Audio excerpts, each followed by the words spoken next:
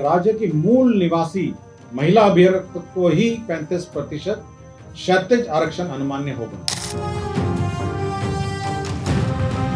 इस बात में कतई कोई संकोच नहीं है, कोई दो राय नहीं हो सकती कि मुख्यमंत्री नीतीश कुमार जी ने हमेशा से महिलाओं को प्राथमिकता देते हुए उनको मुख्य धारा के साथ जोड़ने के लिए हर संभव वो फैसला लिया है।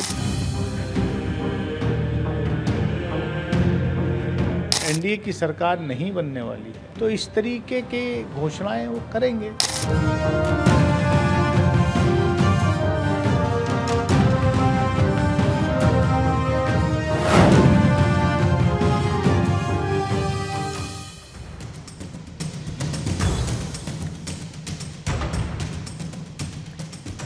नमस्कार, आप सभी का स्वागत है भारत 24 पर। मैं हूं आपके साथ पूर्णिमा मिश्रा और वक्त है दहाड़ का। बिहार विधानसभा चुनावों से पहले नीतीश सरकार ने 50% वोटर्स को सीधे प्रभावित करने वाला सबसे बड़ा फैसला लिया। सरकार ने बिहार की नौकरियों में महिलाओं को 35% आरक्षण का ऐलान कर जहां महिला वोटर्स को साधने की कोशिश की, तो महिलाएं और युवा वोटर्स को खुश करने के लिए डोमिसाइल पॉलिसी को लागू करने का भी फैसला लिया है। इस फैसले से अब सरकारी नौकरियों में महिलाओं के साथ युवाओं को भी फायदा होगा, क्योंकि अब बाहरी राज्यों से आने वाले कैंडिडेट्स को जनरल कैटेगरी में जोड़ा जाएगा। इससे बिहार में मिलने वाले 35% महिला आरक्षण में सिर्फ बिहार की महिलाओं की भागीदारी होगी। दरअसल ये फैसला इसीलिए लिया गया क्योंकि बिहार में अब तक जितनी भी भर्तियां हुई उसमें बिहार समेत दूसरे राज्यों के कैंडिडेट्स को भी रिजर्वेशन में हिस्सेदारी मिलती थी। ऐसे में बिहार के अभ्यर्थियों का आरोप यह था कि जब दूसरे कई राज्यों में बिहार के युवाओं को आरक्षण का फायदा नहीं मिलता है, तो फिर बिहार में दूसरे राज्यों के युवाओं को आरक्षण का फायदा आखिर क्यों मिल रहा है। आज इस सवाल का जवाब नीतीश सरकार ने दिया है और अब सिर्फ बिहार के युवाओं और महिलाओं को ही रिजर्वेशन कैटेगरी में हिस्सेदारी मिलेगी। सवाल यह है कि नीतीश सरकार के इस फैसले से एनडीए की फिर से सत्ता में वापसी होगी। क्या महिला आरक्षण का मुद्दा नीतीश सरकार के लिए संजीवनी साबित होगा और डोमिसाइल पॉलिसी से बिहार के युवा मतदाता कितने खुश होंगे? आज इसी पर करेंगे चर्चा, लेकिन उससे पहले आई प्रतिक्रियाएं आपको सुनवाएंगे। बिहार राज्य के सभी सरकारी सेवा संवर्गों में सभी स्तर के एवं सभी प्रकार के पदों पर सीधी नियुक्ति में राज्य की मूल निवासी महिला अभ्यर्थी को ही 35% क्षैतिज आरक्षण अनुमान्य होगा। इसका मतलब है कि जो मूल निवासी हैं बिहार के महिलाएं, उन्हीं को ही 35% क्षैतिज आरक्षण अनुमान्य होगा। महिलाओं को उन्होंने सशक्त करने के लिए जो एक महत्वपूर्ण फैसला लिया है 35% का उनको आरक्षण देकर डोमिसाइल नीति के तहत, मुझे लगता है ये भी एक अत्यंत महत्वपूर्ण और सही समय पर लिया गया। देखिए, इतने साल से एनडीए की सरकार वहाँ थी, जब कुछ नहीं किया। अब जब ये इबारत लिख दी गई है कि वहाँ पर एनडीए की सरकार नहीं बनने वाली है, तो इस तरीके की घोषणाएं वो करेंगे। और इनकी घोषणाओं में, भाजपा के एनडीए की घोषणाओं से लोगों को मालूम है कि जो करते हैं, कहते हैं, वो करते नहीं हैं।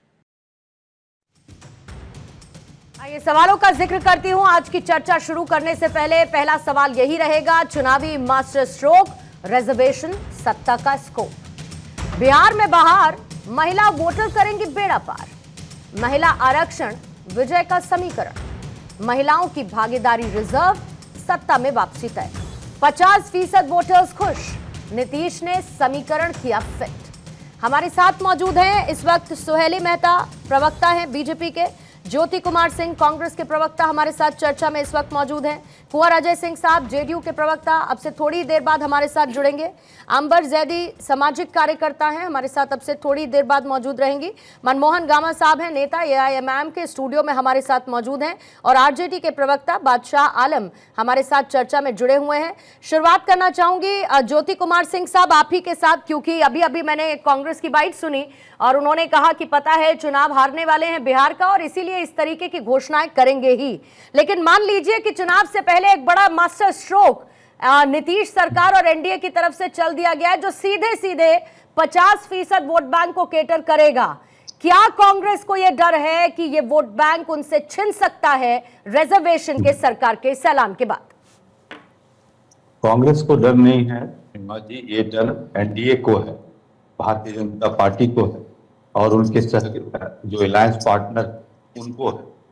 बिहार की जनता बहुत ही समझदार, बहुत ही पॉलिटिकल लोग हैं, चाहे वो महिलाएं हैं चाहे वो पुरुष हैं।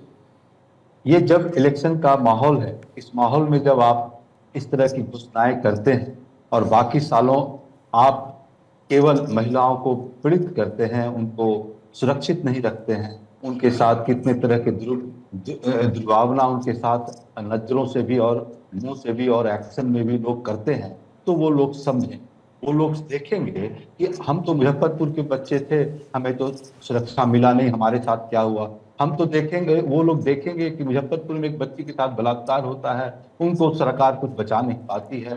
तो सबसे जो पहली बड़ी बात ये है कि सुरक्षित हैं या नहीं। सुरक्षित रहेंगे तब तो नौकरी करेंगे, सुरक्षित रहेंगे तब तो पढ़ाई करेंगे, सुरक्षित करेंगे तब तो वो बाहर जाएंगे। तो ये हम तो चाहते हैं कि आप एक खूब सशक्तिकरण करें, खूब उनको मजबूत करें, लेकिन आप के वजह से आपके इन कारनामों से अभी एक जो मर्डर हुआ पटना में, उनकी महिलाएं घर की क्या बोल रही हैं कि बिहार छोड़ दो, यहाँ बिजनेस करना छोड़ दो, नहीं तो हम लोग कोई नहीं बचेंगे। नहीं, ये तो एक मुद्दा हुआ ना सर, 6 साल पहले बचा था। ये तो एक मुद्दा हुआ ना, बात तो ये तो बिहार में एक मुद्दा हुआ ना, सुरक्षा का मुद्दा, तो लॉ एंड ऑर्डर का मुद्दा तो एक मुद्दा हुआ ना। इसके अलावा आप लोगों ने या फिर आपके साथी पार्टी ने, अलायंस ने, विपक्षी अलायंस ने मुद्दा उठाया ना पलायन का, आपने मुद्दा उठाया ना बेरोजगारी का। अगर आपने मुद्दे उठाए और सरकार के इस फैसले से नौकरी से लेके या फिर पलायन रोकने से लेके इस तरीके की समस्याओं का हल निकलता है, तो महिला सशक्तिकरण की बात तो आप पहले भी करते रहे हैं। तो मान लीजिए ना कि आरजेडी तो सिर्फ कहती रह गई, नीतीश कुमार ने तो ऐलान ही कर दिया। नहीं पूर्णिमा, देखिए मैं क्या कह रहा हूँ, मैं कह रहा हूँ कि मैं तो चाहता हूँ, हम भी, मैं क्या पूरे बिहार चाहता है कि वो सशक्तिकरण के जो भी उपाय करें, हम उनके साथ हैं। लेकिन ये समय की बात कह रहे हैं, ये समय जो जब आप ये ऐलान करते हैं, उसमें इतने 4.5 साल इतनी घटनाएं हो जाती हैं पूरे देश में। बिहार में जो महिलाओं का अपहरण होता है जबरदस्ती शादी करने के लिए और रैंसम के लिए, एक एग्जाम्पल है, वो एनसीआरबी का रिपोर्ट है। तो हमारा क्या कहना है कि भारतीय जनता पार्टी का एक मेंबर ऑफ पार्लियामेंट बोलता है कि महाराष्ट्र के एक आदमी के नेता के बारे में बोलता है कि तुम बाहर निकलो तो तुमको पकड़ के मारेंगे। अब इसका रिएक्शन समझिए आप, इसका रिएक्शन समझिए कि हम भी बाहर रहते हैं, इनके नाकामियों के कारण हम पलायन करते हैं और बाहर दूसरे स्टेट में नौकरी करते हैं। तो इनके दो हर तरह के, जहां कांग्रेस की सरकारें हैं वहां किसी राज्य में डोमिसाइल पॉलिसी नहीं है? मेरे संज्ञान में नहीं है, आपने पूछा तो मैं देखूंगा अभी। ठीक है, इसको चेक कर लीजिएगा। लेकिन आपने दो बातें कही कि जनता समझदार है और महिलाएं पीड़ित हैं, दो बातें आपने कही। अब जनता समझदार है सर, तो जनता की समझदारी की क्योंकि आपने बात कर दी, तो बार बार जेडीयू को मौका दे रही है, एनडीए अलायंस को वहां की जनता मौका दे रही है। और ऐसे में सुहेली मेहता, क्या ये चुनाव को देखते हुए ऐलान है, और आप खुद महिला हैं, डोमिसाइल नीति को लागू करने के साथ दो बातें आपसे समझना चाहती हूं। एक, आप अपनी पार्टी के पर्सपेक्टिव से मुझे समझा दीजिए, एनडीए के पर्सपेक्टिव से, कि आपको चुनावी फायदा कितना देगा। और दूसरा, क्या ये बाहर दूसरे राज्यों की महिलाओं के साथ ही भेदभाव नहीं है? वो भी तो उसी आधी आबादी का हिस्सा है ना जिनको पहले ये फायदा मिलता था। नहीं, देखिए, ये जो कह रहे हैं कि चुनावी मुद्दा है और चुनाव के समय, तो ये तो 2015 के बाद से ही बिहार में लागू है। 35% आरक्षण, चाहे वो एक प्यून के वैकेंसी में हो चाहे ऑफिसर के वैकेंसी में हो, बिहार सरकार में जितनी भी नौकरियां हैं उसमें 35% आरक्षण पहले से लागू है। इस बीच ये निश्चित रूप से देखा गया कि बिहार की महिलाएं, बिहार की जो बेटियां हैं, वो इससे सफर कर रही हैं। जब आवाज उठने लगी तो स्वाभाविक है, एक संवेदनशील अभिभावक जो बिहार के हैं, तो उनके दिमाग में अपना आया, इस तरह की आवाजें जब बिहार से उठने लगी। बिहार में ऐसे भी जब भी कोई दिक्कत हुई, जब आवाजें उठी, तो आदरणीय नीतीश कुमार जी ने उसे सुना, क्योंकि सरकार लगभग 20 साल से चल रही है। तो एक संवेदनशील अभिभावक का ये कर्तव्य होता है कि अगर किसी को किसी तरह की दिक्कत हो तो उस पर कार्रवाई की जाए।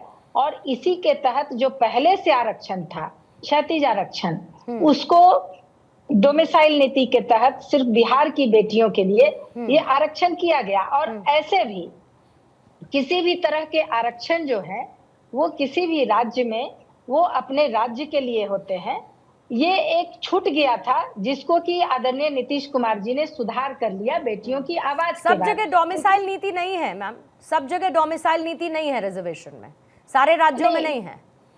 नहीं, किसी भी यहाँ बिहार में तो है, कोई भी अब है जातीय आरक्षण जो नहीं पहले भी नहीं, सरकारी नौकरियों में जो रिजर्वेशन है उसको लेकर तो अब है ना।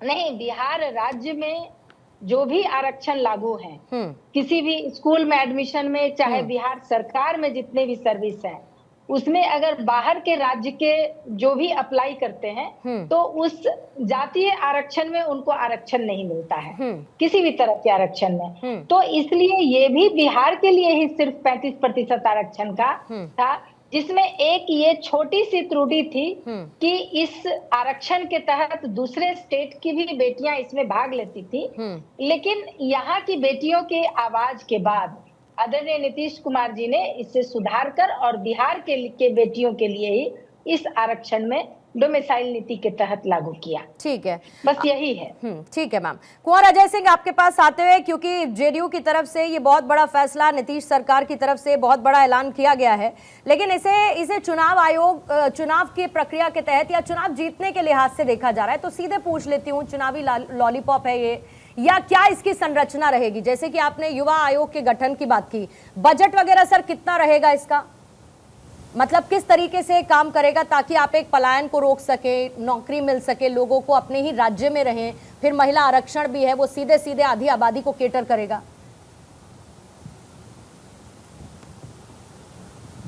माननीय नीतीश कुमार जी जब से आए हैं तब से पलायन रोकने के लिए, महिलाओं के लिए, किसानों के लिए, नौजवानों के लिए, सबके सुविधाओं के लिए ही तो सारा कार्य कर रहे हैं। और यही न्याय के साथ विकास जो 20 सालों से हो रहा है, इसी का नाम सुशासन है। और इस सुशासन में चाहे हम अपनी बहन बेटियों के लिए कार्य करें, युवाओं के लिए कार्य करें, वहाँ के किसानों के लिए कार्य करें, आम जनों के लिए काम करें, और पलायन रोकने के लिए शायद पलायन की व्यवस्था जंगल राज्य के समय जो पलायन होता था, उस पलायन में लोग अपना जान बचाने के लिए, बहु बेटियों की इज्जत बचाने के लिए राज्य से पलायन करते थे। उसी पलायन को रोकना है। हम एक नहीं कह रहे हैं कि 100% पलायन रुका हुआ है, लेकिन वो पलायन रुक गया है जो जान बचाने के लिए, बहु बेटियों की इज्जत बचाने के लिए जो पलायन होता था, वो पलायन रुक गया है। अब अगर कोई जुआ वहां से पलायन करता है तो उच्च शिक्षा के लिए करता है, अलग चीज़ों के लिए करता है, अलग अलग खोज के लिए करता है। और रही बात माननीय नीतीश जी की सरकार जो है, ये विकास का दर वो जंगल राज्य के अंधेरे से निकालकर बिहार जैसे पिछड़े प्रदेश को देश के अग्रणी राज्य में ला करके खड़ा किया है। अर्थात बिहार का विकास दर वर्तमान समय में देश के सभी राज्यों से आगे है। और वहां पे वो लालू जी का लालटेन युग समाप्त हो गया है। बिहार की जनता इस बात को जानती है और आपसे कहती भी है कि वो लालटेन युग समाप्त हो गया है। अब बिहार के हर घरों में बिजली है, हर सड़क साफ सुथरी है, हर घर में नल का जल है, हर बहन बेटियां पढ़ने जा रही हैं, नौकरी कर रही हैं। तो अब कितने समय से नीतीश कुमार की सरकार है वहां, कितने सालों से है सर? अब लगभग 20 वर्षों से हैं हम, 2005 से हैं। अब आप रिजर्वेशन की बात अब कर रहे हैं, बहुत पीछे चले चाहिए तो चलिए मैं आपको कितने साल और पीछे लेके चलूं। पलायन की स्थिति ऐसा तो नहीं है कि पहले की ही थी और उसके बाद जब से नीतीश कुमार ने जिम्मा संभाला पलायन ही नहीं होता। और अगर पलायन करने की वजह थी तो ये भी तो राज्य सरकार की विफलता थी ना, कि लोगों को राज्य छोड़ना पड़ रहा था, किसी भी XYZ रीजन की वजह से छोड़ना पड़ रहा हो। तो इतने सालों में तो नहीं हुआ, अभी चुनाव से ठीक पहले इस बात का ऐलान। मैं इसी बात को बहुत ही जिम्मेदारी के साथ आपके चैनल पे कहना चाह रहा हूं कि जो भी नीतियां अपनाई जाती हैं, चाहे वो पलायन की नीति हो, बेरोजगारी की नीति हो, विकास की नीति हो, ये नीतियां अपनाते हुए, और रही बात चुनाव की, तो जो भी कार्य करते हैं हम प्रदेश की जनता के लिए करते हैं और उसका प्रतिफल चुनाव में हमारी जीत तो होती ही है और वो होती रहेगी। माननीय नीतीश कुमार जी ने जो बिहार में विकास किया है, जो जंगल राज्य से निकाल करके पिछड़े प्रदेश को लाकर देश के आगे के राज्यों में ला करके खड़ा किया है, इसी का नाम तो विकास है। और ठीक है, लेकिन प्रशांत किशोर ऐसा नहीं मानते, प्रशांत किशोर ऐसा अजय जी नहीं मानते, प्रशांत किशोर सर आंखों पे बैठे, प्रशांत किशोर ऐसा नहीं मानते। प्रशांत किशोर का ऐसा कहना है कि 2015 से ही महिलाओं का 30% आरक्षण लागू है। अब ये फालतू की बात है, पुरानी बातों को दोबारा से दोहरा रहे हैं नीतीश। प्रशांत किशोर जी की जो बातें हैं, ये लोग दूसरे के लिए काम करते आए हैं, ये अपने लिए आज आए हैं मैदान में। ये जनता इन्हें भी सब दिखा देगी कि कैसे क्या होता है। अब आए हैं, ऊंट पहाड़ के नीचे आया है, प्रशांत जी को भी समझ में आ जाएगा कि कैसे क्या होता है। तो हमेशा केवल दूसरे के लिए काम किए हैं, कभी अपने लिए तो कुछ किए नहीं है। कि केवल ये लोग डफोर संख हैं, लंबी लंबी बातें करते हैं, बिहार की जनता को बरगलाते हैं, लेकिन बिहार का विकास का जो वास्तविक सुशासन सरकार है वो माननीय नीतीश जी का सरकार है। और बिहार की जनता कह रही है कि 25 से 30 फिर अब की नीतीश, तो इस उद्देश्य के साथ हम लोग कार्य कर रहे हैं। कि एनडीए चुनाव हारने वाली है बिहार में और इसीलिए इस तरीके की योजनाओं का ऐलान कर रही है। बादशाह आलम जी, नीतीश कुमार के इस ऐलान के साथ ही आरजेडी को क्या इस बात के लिए डरना चाहिए कि महिला वोट बैंक में सेंधमारी कर लेगा एनडीए इसी फैसले के ऐलान के साथ? बादशाह जी जैसे ही दोबारा से बैठो, अंबर है हमारे साथ, कंफर्म कीजिएगा। ठीक है ज्योति जी, वापस आपसे मैं जवाब ले लेती हूँ। फालतू की बात है कह रहे हैं, एक बार जरा पहले सुनवाई देते हैं, एक बार सुनवा देते हैं क्या कह रहे हैं प्रशांत किशोर। आ रही हूँ सर, आ रही हूँ उसके बाद आपके पास। अरे किसने ये सब, आप लोग फालतू बात जो है, 2015 में महिलाओं को 30% सरकारी नौकरियों में आरक्षण पहले से है। ये नीतीश कुमार पहले ही का घोषणा फिर से दोबारा घोषणा करके बेवकूफ बना रहा है। ठीक है, अब आपके पास आते हुए जरा सा, क्योंकि सबसे बड़ी बात यह है कि जो फैसला अब लिया गया है मनमोहन गामा जी, इससे क्या लगता है महिला सशक्तिकरण तो होगा? ये फैसला आप कैसे देखते हैं? एआईएमआईएम इस फैसले को कैसे देखती है? देखिए, एआईएमआईएम हमेशा से महिलाओं को अग्रणी रखने का प्रयास किया है और इस फैसले का मैं स्वागत करता हूं, लेकिन इस फैसले के स्वागत के साथ साथ सरकार की मंशा पे भी उंगली उठाता हूं, क्योंकि ये चुनावी घोषणा है। जैसा कि प्रशांत किशोर ने कहा कि भाई 30% का ऐलान हो चुका था, 35% कर दिया, 2 मिसाइल ला दी, लेकिन इसके बैक आप चले जाए, उसी बिहार में जब शिक्षकों की भर्ती हो रही थी, 2 मिसाइल नहीं था, किस तरीके से सवर्णों के कोटों को काटने का काम किया गया उस बिहार के अंदर। तो रेलवे भर्ती की भी बात होगी सर? जी जी होगी, बिल्कुल होगी, रेलवे भर्ती की भी बात होगी, बिल्कुल होगी, बात होनी चाहिए। और नीतीश बाबू जहां तक सुशासन के नाम से विख्यात है, लेकिन बिहार थर्रा उठा है, बिहार डरा और सहमा हुआ है। बिहार में आप देखिए, सिवान में जो हत्या होती है, वो हत्या किस नाम पे होती है? नीतीश बाबू कहते हैं शराब बंद है, और शराब माफिया उस परिवार की हत्या कर देता है क्योंकि वो थाने में जाके शिकायत करता है कि ये शराब बेचने का काम कर रहा है। यहाँ पे बिहार का कोई ऐसा कोना नहीं सुरक्षित है जिस कोने में आपको शराब नहीं मिल जाएगा, और जहां शराब है वहां सारी बुराई है। तो एक तरफ तो सरकार कहती है कि शराब बंद के नाम पर आप सरकार के रेवेन्यू का नुकसान तो कर ही रहे हैं, उसके साथ साथ बिहार के लोगों को जहर पिलाने का काम कर रहे हैं। बिहार पर ये तो बिहार की महिलाओं की मांग थी शराबबंदी हो। जी जी, और आप याद करिए कि इसी शराबबंदी की मांग के साथ नीतीश कुमार सत्ता में किस तरीके से मजबूती के साथ डटे रहे। महिलाओं को एक ऐसा व्यक्ति मिला जो उनके घर में लड़ाई झगड़े, वाद विवाद, पैसा खर्च हो जाना शराब पे, इन सब समस्याओं का हल लेकर आया। आप स्टूडियो में बैठे और मैं भी स्टूडियो में बैठा हूं। नहीं तो ऐसा नहीं है कि बिहार की महिलाओं के साथ या किसी भी महिला के साथ क्या दिक्कत होती है, इसका मतलब ये नहीं है कि नहीं पता है सर। आज हमारी माँ बहनें इतनी दुखी हैं क्योंकि कल तक उसका पति अगर 500 रुपए की मजदूरी करता था तो 50 रुपए का जनवन खरीद के लाके पी लेता था, लेकिन आज वो 300 रुपए का खरीद के पीता है, और पीता भी है तो वो जहर पीता है, और जहर पीने के बाद उसकी तो मतलब आप ये कह रहे हैं कि जो पहले 50 रुपए कमाता था वो आज 300 रुपए कमाने की स्थिति में बिहार में है? देखिए, कमाने की स्थिति क्यों मतलब नहीं? उसकी कमाई बढ़ी है। सरकार की वजह से नहीं बढ़ी है। हाँ, कहां से आ रहा है फिर उसकी पैसा? अपनी मेहनत है, उसकी अपना लगन। सरकार की उपलब्धि क्या है अजय बिहार जी की के उत्थान आवाज, में? अजय जी आपकी आवाज नहीं आ रही है, अगर बिहार बंद है के तो उत्थान में सरकार की अब तक कोई उपलब्धि नहीं है। और जहां तक बिहार की उत्थान की बात है तो बहन जी, हम हो लूटा व तू हो लूटा, और लूटे के आजादी बा। आई भाजपा, राजद और जदयू तीनों मिलकर के बिहार को लूटने का काम कर रहा है। पीछे आपने देखा कि जनता के मतों को लूटा। जनता का निर्णय क्या था? जनता का निर्णय, तो ये लोग कलाकार लोग हैं, जनता को बड़गलाना जानते हैं, जनता को बहलाना जानते हैं और सिर्फ सत्ता की प्राप्ति करना चाहते हैं। हम नीतीश बाबू से कहना चाहेंगे कि वाकई अगर आपको बिहार की मां बहनों का सम्मान की तनिक भी चिंता है तो आप सही ढंग से शराबबंदी पे काम करें। अगर आपको मां बहनों की चिंता है, उधर चले गए। नहीं देखिए मुद्दे से आपने कहा कि AIMIM जो है वो महिलाओं के सशक्तिकरण के साथ है, महिलाओं का सशक्तिकरण होना चाहिए। अब मुझे ये बताइए कि आप मुझे बताइए कि AIMIM को पॉलिटिकली कहां पावर है कि वो महिलाओं का सशक्तिकरण कर पा रही है? देखिए कहां है, बताइए।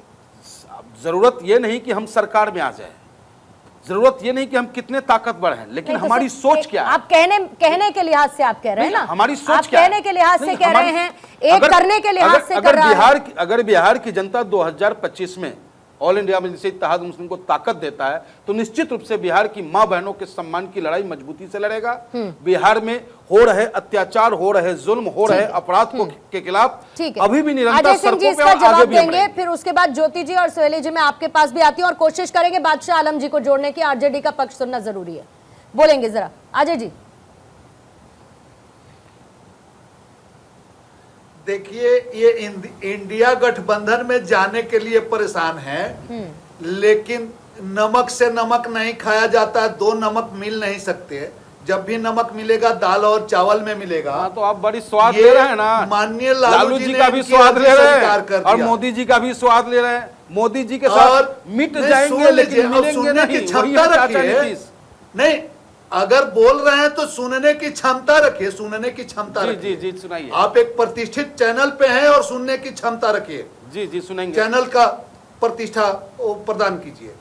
यहाँ स्पष्ट ये कहना है, चाहे वो जो भी विपक्षी दल हो, उन्हें नीतीश जी को जो बिहार की महिलाओं ने सर आंखों पे बैठा रखा है, अपने भाई को, अपने बेटा को, वो बिहार की जनता ने अपने सर आंखों पे बैठा लिया है।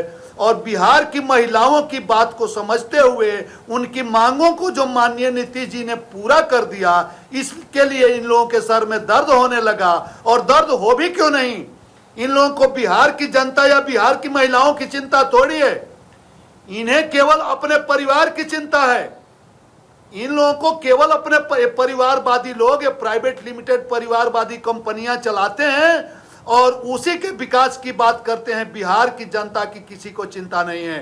बिहार की जनता की चिंता करते हुए माननीय नीतीश जी जो एक एक कदम फूंक फूंक के रखते हुए बिहार की बहन बेटियों को जो आज सबसे आगे बैठाए हैं, सबसे आगे लाए हैं, हर कदम कदम पे कुंवर अजय सिंह कहने वाले ये भी कहते हैं, कुंवर अजय सिंह कहने वाले ये भी कह रहे हैं आपके विरोधी कि ये फैसला सर्वाइवल मोड वाला है नीतीश कुमार का। अगली बार कुर्सी मिलेगी भी कि नहीं मिलेगी नहीं पता है। ये कहने दीजिए, ये तो 20 सालों से यही कह रहे हैं, लेकिन बिहार की जनता ये जानती है कि सुशासन की सरकार बिहार में चलनी चाहिए। बिहार में नीतीश के अलावा कोई दूसरा है नहीं। अगर बिहार में जो सरकार है, सरकार मतलब नीतीश कुमार, सुशासन का तो मतलब बीजेपी से आपको कोई ऐसा जो विकास कर सकता है एक मात्र साथियों में एनडीए में, मतलब आप एक सेकंड सर, मतलब आप चिराग पासवान को भी चेहरे के तौर पर नहीं देखते, या आपको बीजेपी से भी कोई ऐसा चेहरा नहीं नजर आता जो बिहार में मजबूत हो सके?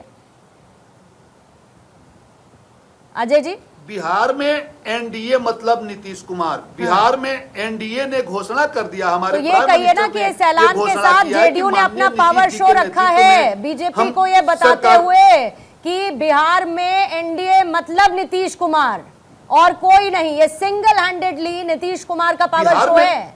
नहीं, बिहार देखिए, बिहार में एनडीए मतलब नीतीश कुमार कहने का मकसद ये है, बिहार में एनडीए जो चुनाव लड़ रही है माननीय नीतीश कुमार के नेतृत्व में लड़ रही है और हम पूरा एनडीए एकजुट हैं, एकजुट रहकर 25 से 30 नीतीश के फिर से नीतीश ये हम सरकार बनाने जा रहे हैं और बिहार की जनता एनडीए की सरकार बिहार में बनाने जा रही है। माननीय नीतीश जी जवाब ले लेती हूँ, फिर उसके बाद हेडलाइंस दिखा के सोहेली जी मैं फौरन उसके बाद आपके पास आऊंगी। अजय सर, हमें चिंता है नीतीश बाबू के गृह क्षेत्र का, हमें चिंता है नीतीश बाबू के गृह क्षेत्र में दलितों की हत्या हो जाती है, हमें चिंता है कि उस हत्यारों की अब तक गिरफ्तारी नहीं हुई है, हमें चिंता है नीतीश बाबू का, क्योंकि नीतीश बाबू का स्वास्थ्य जो है उतना बेहतर नहीं है और उनके स्वास्थ्य के अनुसार ही हमारी बिहार की स्थिति भी बिगड़ती जा रही है। अपराधी का तांडव जो है, इस वजह से हम परेशान जरूर हैं और परेशान होना भी हमारा कर्तव्य है। नहीं, आप लोग शायद डॉक्टर हैं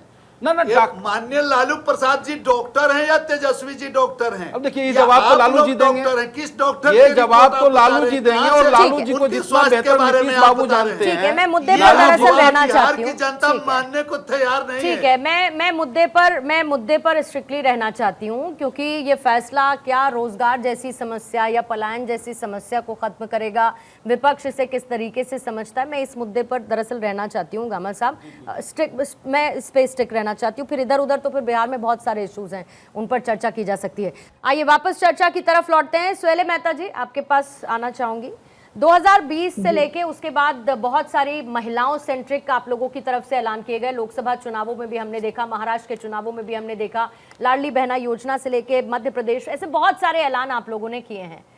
क्या वो किए गए सारे वादे पूरे हो गए हैं या जो बचे कुचे हैं वो इस ऐलान के साथ उसको कवर अप या बैलेंस करने की एक कोशिश एनडीए बिहार में करता हुआ नजर आएगा कि चुनावी फायदा भी मिल जाए और ये भी आरोप नहीं लगे कि पहले के वादे कहीं कहीं अधूरे हैं, पूरे नहीं हुए? देखिए 2020 से ही नहीं, 2005 में ही जब एनडीए की सरकार बिहार में बनी थी, सबसे पहला इन्होंने 50% पंचायती राज में आरक्षण महिलाओं के लिए किया था। राजनीतिक सशक्तिकरण के होने के बाद अपने आप महिलाओं में सशक्तिकरण आता है।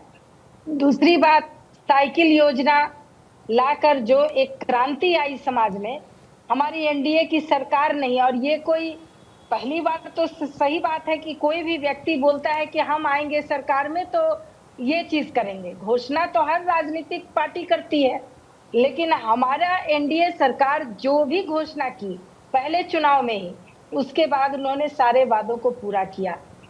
चाहे साइकिल योजना हो, पोशाक योजना हो, बेटियों के पढ़ने से जन्म से लेकर और उनके शादी तक की योजना, उसकी उस घोषणा को भी पूरा किया हमारी सरकार ने ही। पढ़ाई, फ्री एजुकेशन लड़कियों के लिए, प्राइमरी से लेकर और हायर एजुकेशन तक निःशुल्क शिक्षा बिहार में लड़कियों के लिए लागू है, जिसके कारण कि गरीब मजदूर किसान के घर से बेटियां निकलकर और पढ़ाई करती हैं। जो माता पिता को पहले लगता था कि बेटी को भेजेंगे, जो एक समाज में एक परसेप्शन था कि बेटों को ही लोग पढ़ाते थे, सरकार ने उन बेटियों के लिए ये योजना लागू किया और हर घर से लड़कियां पढ़ाई के लिए निकली और ये सिद्ध कर दी कि गरीब किसान मजदूर की भी बेटियां हैं, वो दिमाग से तेज है और वो पढ़ती हैं। और आज आप देखेंगी कि पुलिस में हो, चाहे चपरासी से लेकर और बीपीएससी के हर परीक्षा में बेटियां, पहले से तो 35% आरक्षण लागू है ही 2015 के बाद नहीं, पर डोमिसाइल नीति के साथ तो फिर ये लिमिटेड नहीं हो गया है सुहेली मेहता जी? नहीं, देखिए ये बात तो सही है कि आप कह रही हैं कि लिमिटेड, तो उसके लिए हमारे देश में भी आरक्षण लागू है, लेकिन बिहार में एनडीए सरकार ने एक अलग से ये व्यवस्था महिला सशक्तिकरण के लिए लागू की थी कि चपरासी से लेकर और ऑफिसर तक की बिहार सरकार की नौकरियों में 35% आरक्षण महिलाओं के लिए होगा। तो ये सिर्फ बिहार में था। इसमें मैंने पहले भी कहा कि एक कमी ऐसी महसूस हो रही थी, जिसके कारण हो रहा था कि बिहार के बाहर की भी बेटियां, स्वाभाविक सी बात है, जो आत्मनिर्भर होना चाहती हैं, वो चाहेंगी कि यहाँ आए, लेकिन ये बिहार की बेटियों के साथ अन्याय था। तो हमारी बिहार सरकार ने इसे सुधार कर और डोमिसाइल नीति यहाँ पर लागू की। इसके लिए आदरणीय नीतीश कुमार जी को और एनडीए पूरी सरकार को हम पूरी महिलाओं के तरफ से बहुत बहुत धन्यवाद और आभार व्यक्त नहीं, करते लेकिन हैं। युवा आयोग बना देने से ग्राउंड की एक रियलिटी तो है ना सुहेले जी, कि ग्राउंड पर नौकरियां नहीं हैं। अभी अभी गामा साहब ने बहुत सारी बातों का जिक्र किया, आपने सुना नहीं, होगा। देखिए, फिर मैं उसमें बता रही पारदर्शिता हूँ। कैसे आएगी? मैं बता रही हूँ, मैं बता रही उसमें हूँ। चिट्ठी कहीं से नहीं आएगी, इनकी भर्ती हो उनकी भर्ती हो। देखिए, ऐसा नहीं है कि नौकरी सिर्फ बिहार में नहीं है। हाँ। पूरे देश में जितनी जनसंख्या हमारे देश में है, हाँ। नौकरी उसके एवज में नहीं हो सकता है। उसके लिए हमारी सरकार ने उपाय किया है, रोजगार उत्पन्न करना। ये जितनी सड़कें बन रही है, ये जितने काम हो रहे हैं इंफ्रास्ट्रक्चर के, क्या ये बिना रोजगार के हो रहे हैं? इसमें जो करने वाले व्यक्ति हैं, इसमें इंजीनियर से लेकर, इंजीनियर की जरूरत होती है, मजदूर की जरूरत होती है, टेक्नीशियन की जरूरत होती है। तो आखिर ये रोजगार ही तो है। आखिर ये सड़कें लाखों किलोमीटर पूरे देश में बन गई। बिहार में इतने पुल, पुलिया, ओवरब्रिज, जहां देखिए वहीं बिजली, सड़क, मतलब ऐसा अभी पूरे देश में शायद ही कोई राज्य होगा जो बिहार में जिस तरह के बिजली, पानी और सड़क की व्यवस्था है, कोई ही राज्य ही होगा। तो ये तो हम मानेंगे ना कि आखिर ये नौकरी से नहीं हो सकता है। चाहे कोई भी सरकार आ जाए, नौकरी उतना नहीं उपाय कर सकती है जिस रेशियो में जनसंख्या बढ़ रही है। सरकार लोगों को आत्मनिर्भर होने के लिए स्किल डेवलपमेंट, स्वरोजगार का जिक्र कर रही हैं आप, ठीक है, बिल्कुल। हाँ, और जो सरकार है अपनी उद्योगपतियों योजनाओं की के हत्या हो तहत रही है। 5 लाख 10 लाख उद्योगपतियों की हत्या हो रही है। गामा जी जरा कुछ के कहना चाह वो रहे हैं। लोन उपलब्ध करा रही है युवाओं को। ठीक है। तो ऐसा नहीं है कि रोजगार और उनके आत्मनिर्भर करने के लिए व्यवस्था नहीं कर रही है। तो सब कुछ तो बढ़िया है, लगातार काम तो कर रही है नीतीश सरकार। बिहार से उद्योग कितने परसेंट पलायन कर गई, आप पूछे भारतीय जनता पार्टी और जनता दल के साथियों से। बिहार में कितने उद्योगपति सुरक्षित हैं? बिहार में कितने उद्योगपति की हत्याएं हो गई? जिस पटना में आप बैठी हैं, बिहार की राजधानी है, उस पटना के अंदर में दीना आयरन मिल के मालिक की हत्या दिन दहाड़े हो जाती है। घटनाएं हो रही हैं, उसके लिए भी बिहार सरकार पूरी तरह से मनोज कनौडिया पटना सिटी में हत्या होता है, बहुत बड़ा उद्योगपति। आज आपके हिसाब से बिहार में मुद्दा क्या है सर? बिहार में इकलौता मुद्दा क्या वहाँ की पलायन व्यवस्था है? आप बिहार में पलायन का तो दे रहे हैं ना, बिहार में पलायन के लिए तो कर रहे हैं ना। युवा आयोग बना रहे, बताइए। अच्छा बताइए, युवा आयोग से फायदा नहीं होगा? उद्योगपतियों को अगर सुरक्षा नहीं मिलेगी, अच्छा बताइए गामा साहब, युवा आयोग क्या करेगा? बताइए मुझे, क्या करेगा युवा आयोग? मंत्रालय की गाड़ी लगाकर, मंत्री की गाड़ी लगाकर के उसका चेयरमैन घूमेगा बिहार बस इतना पता है आपको? इससे ज्यादा युवा आयोग में कुछ नहीं। पलायन ये नहीं रोक पा रहे हैं। पलायन रुकेगा उद्योग लगने से, पलायन रुकेगा उद्योगपतियों की सुरक्षा से, पलायन लगेगा मजदूर की मजदूरी उसके पसीना सूखने से पहले मिल जाए तब। लेकिन चारों तरफ बाहुबलियों का राज है बिहार में। आप छोटे सरकार, जिस सरकार में छोटे सरकार की सरकार चलती हो, अनंत बाबू की सरकार चलती हो, और वो कहे कि बिहार बड़ा सुरक्षित पनाह में है, कहां तक संभव है? बताएं आप। तो सुरक्षित तो है ही। जब तेजाब फेंकने वाले का जिंदाबाद तेजस्वी यादव करते हैं, तो समझ लीजिए कि देखिए, तेजस्वी यादव के हम हितैषी नहीं है, तेजस्वी यादव के हम प्रवक्ता नहीं है, तेजस्वी यादव जी के हम समर्थक नहीं है। ठीक है, नहीं है, ठीक है, लेकिन वकालत तो आप उन्हीं की कर रहे हैं। हम बिहार की वकालत कर रहे हैं, तो आप उन्हीं की कर रहे हैं। बिहार की वकालत कर रहे हैं। बिहार की आवाम को लूटने का काम किया जा रहा है, बिहार की आवाम को ठगने का काम किया जा रहा है। और हम चाहते हैं कि चुनाव लड़ रही है, अगर सरकार बिहार में कितनी सीटों पर अपनी जानकारी के लिए पूछ रही हूँ, कितनी सीटों पर चुनाव लड़ रही है? पार्टी का जो निर्णय होगा वो स्वीकार है, लेकिन अभी तक कोई चर्चा वर्चा हुई? कुछ बिल्कुल चर्चा है। 243 सीटों पर लड़ने की तैयारी है हमारी। 243 सीटों पर चुनाव लड़ेंगे। बताए होंगे ना, 243 सीट पर लड़ेंगे। अजय बाबू का है चिंता कर रहे हैं? आधिकारिक मान लो, आप बोल रहे हैं नहीं, आधिकारिक नहीं मानिए आप, राष्ट्रीय तो अच्छी बात है भाई। आप आइए, आपका स्वागत है बिहार में। मान लेती हूँ, अभी ब्रेकिंग चलवा देती हूँ। एआईएम ने किया ऐलान। गठबंधन में जाने का मकसद सिर्फ एक ही है, क्योंकि गठबंधन ये कहता है कि भाई हम भाजपा को हराना चाहते हैं और हम सांप्रदायिक ताकतों को हराना चाहते हैं। कुछ कीजिए ना साहब, नहीं हरा पा रहे 3 टर्म से। हम करिए ना फिर ये उसके लिए जिम्मेदारी कुछ। हमारी है, सारी करिए ना जिम्मेदारी उसकी। हमारी है। तो फिर बोलिए अपने साथियों को, कुछ कर नहीं पा रहे हैं। नहीं, हम तो कर रहे हैं ना। पांच विधायक फिर दोहरा रवैया जब रखते हैं। 5 विधायक 16 वैसे सीटों पे हम कांग्रेस लड़ते महिला हैं। सशक्तिकरण की बात करती है और जब बीजेपी उसका ऐलान करती है तो उसका विरोध करने लगती है। देखिए, तो या तो कांग्रेस- इधर है या उधर है। नहीं, हम तो ऑल इंडिया मजलिस इत्तेहाद मुस्लिमीन के सिद्धांतों के साथ हैं, ना कांग्रेस के साथ है, ना जदयू के साथ है, ना अजय भाजपा जी, के साथ है। हम अजय जी किसके अरे साथ वो है? कौन सा हाँ। सिद्धांत है? हाँ। हमारा सिद्धांत है राष्ट्र की उन्नति, हमारा सिद्धांत है राष्ट्र की मजबूती, हमारा सिद्धांत है देश में एकता हो, भाईचारा हो और देश के बेरोजगारों को रोजगार मिले, युवाओं को शिक्षा मिले, युवाओं को बेहतर मौका मिले, जिससे कि भारत का सीना जो है, मस्तक जो है, गर्व से ऊंचा हो सके। इस सिद्धांत के साथ हम राजनीति करते हैं। अजय जी जी, कहिए, आवाज आ रही है अजय जी देखिए, आपको ना? मैं स्पष्ट बताना चाह रहा हूं कि पलायन, बोलिए सर। जी, जी। बोलिए। जो पलायन की बात हो रही है, पलायन हमसे बोल रहे हैं ना? जी जी सर, आप ही से। ऑडियो डिले है शायद। जी, जो पलायन की बात हो रही है, पलायन जो जंगल राज्य में पलायन हुआ करता था, राजदेव बाबू के लड़कों को तेजाब में जला दिया गया था, ये सारी चीजें पहले बहन बेटियों को बचाने के नियत से, अपनी जान बचाने के नियत से, अपनी इज्जत प्रतिष्ठा बचाने के नियत से बिहार से पलायन होता था। तो और पलायन आज फिर भी हो जनता रहा है, उसी दिन को झेले। लेकिन वो पलायन हो रहा है उच्च शिक्षा के लिए और अलग अलग शोध के लिए। ठीक है, पलायन हो रहा है। 30 सेकंड हम रख के कोशिश closing कर रहे हैं comment कि में इस ले लेती पलायन हूँ को भी सबका। हम रोकें, 30 उच्च शिक्षा बैठा। 30 सेकंड एक रखते हुए सेकंड, closing। एक सेकंड, सब, एक सेकंड। बोलिए अजय जी, और रही बात लालू जी को अपने परिवार का चिंता है, सोनिया जी को परिवार की चिंता है, लेकिन बिहार की जनता की अगर चिंता किसी को है तो माननीय नीतीश और मोदी जी को ही बिहार की जनता की चिंता है। नीतीश बाबू को कोई भी जनता किसी को वोट दे दे, तो किसको नहीं है बताइए? गामा साहब क्या समाज क्या करने के लिए आ रहे हैं राजनीति में? कुर्सी का लोभ किसको नहीं है बताइए? जी, आप चुनाव क्यों लड़ते हैं बताइए?